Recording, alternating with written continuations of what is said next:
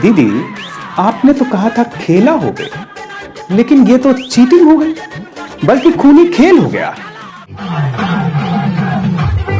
मुझे याद है बचपन में खेलते हुए हारने लगते थे तो खेल भंड कर देते थे।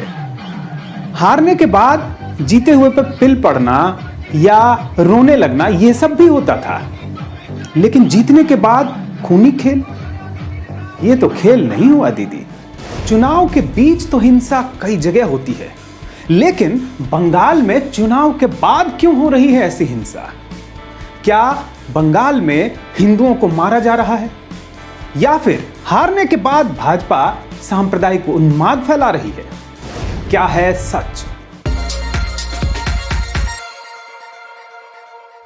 बंगाल जाना जाता है कला और संस्कृति के लिए। यहां के लोग खेल प्रेमी भी हैं, फुटबॉल खूब खेलते हैं।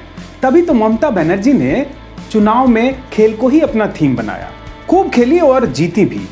इतनी शानदार जीत, दोबारा सीएम बन गई। लेकिन अब ये कैसा खूनी खेल है? जीत आपकी तो जिम्मेदारी किसकी? रविवार को चुनाव नतीजे आने के बाद से ही लगातार हिंसा हो रही है। भाजपा समर्थकों और कार्यकर्ताओं को घर में घुसकर मारा जा रहा है, उनके घर तोड़े जा रहे हैं। दोनों तरफ से हो रही हिंसा में अब तक 14 लोग मारे जा चुके हैं। प्रधानमंत्री नरेंद्र मोदी ने राज्यपाल धनखड़ को फोन करके चिंता जताई है।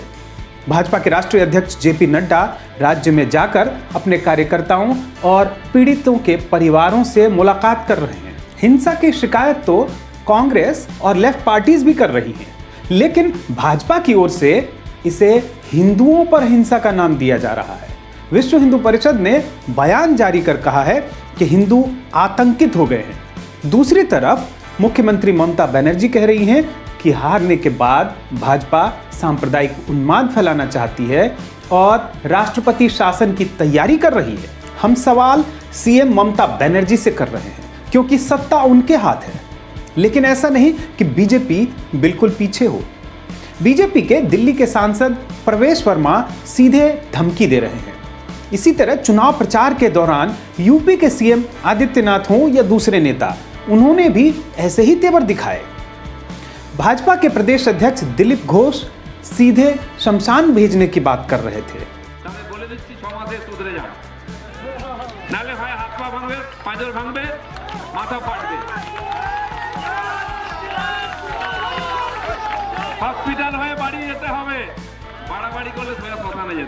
इससे पहले भी उन्होंने सीएए प्रदर्शनकारियों को लेकर क्या कहा था, ये भी सुनिए। आसामे, उत्तर प्रदेशे, कर्नाटके এই শয়তানদেরকে আমাদের সরকার গুলি করে মেরেছে, কুকুরের মতো তুলে নিয়ে গেছে, আবার কেসও দিয়েছে।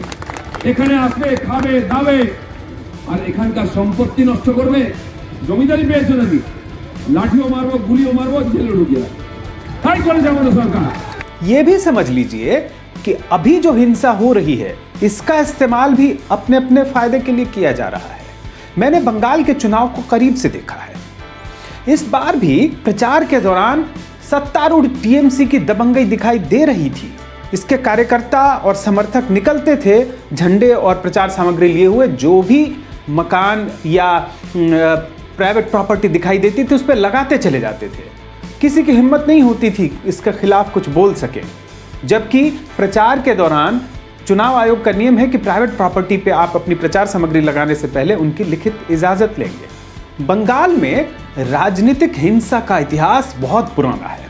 1960 के दशक से ही देखें तो यहाँ कांग्रेस और वामपंथियों के बीच खूनी संघर्ष शुरू हुए। सड़कों पे हथियारबंद प्रदर्शन हुए, हत्याएं हुई। इसके बाद यहाँ नक्सलवाड़ी जैसे आंदोलन हुए। फिर माले जैसे संगठन पैदा हुए जिनका मानना था कि सत्ता बंदूक की नली से ही हासिल की जा सकती है। इन्हें कुचलने के लिए 1970 के दशक में इंदिरा गांधी के निर्देश पर सरकारी शक्ति का जोरदार इस्तेमाल हुआ। फिर वामपंथी सत्ता में आए और 34 साल तक सरकार के समांतर पार्टी की सत्ता चलती रही। फिर टीएमसी ने भी खूनी संघर्ष के दम पर ही इनसे सत्ता हासिल की। अब जो ये संघर्ष हो रहा है ये भी सांप्रदायिक नहीं बल्कि सत्ता का संघर्ष है। भाजपा के बहुत से नेता और कार्यकर्ता उन्हीं पार्टियों से आए हैं और इस संघर्ष की व्यवस्था का हिस्सा रहे हैं। हाल के दिनों में प्रचार के दौरान भी बहुत से वामपंथी कार्यकर्ता भाजपा में सिर्फ संरक्षण के लिए ही आए थे। बंगाल की गलियों और मोहल्लों में जो हो रहा है वो तो अपनी जगह है, लेकिन एक खेल इंटरनेट पे भी हो रहा है। भाजपा के तमाम बड़े नेताओं ने एक वीडियो खूब शेयर किया है, लेकिन ये फर्जी वीडियो है। इसमें एक पुराने वीडियो पर टीएमसी के गाने को सुपर इम्पोज किया गया है। हिंसा रोकिए, ये आपकी जिम्मेदारी है दीदी। इतिहास में ऐसा होता रहा है, इसीलिए आज भी इसे बर्दाश्त किया जाए ये नहीं होगा। जनता समझदार है और वो ये भी समझती है कि कौन से लोग धर्म का इस्तेमाल अपने फायदे के लिए और झूठ को बढ़ाने के लिए कर रहे हैं। अगर आपको बात सॉलिड लगी हो तो लाइक और कमेंट कीजिए। अपनी बात कमेंट के जरिए हम तक पहुंचाइए।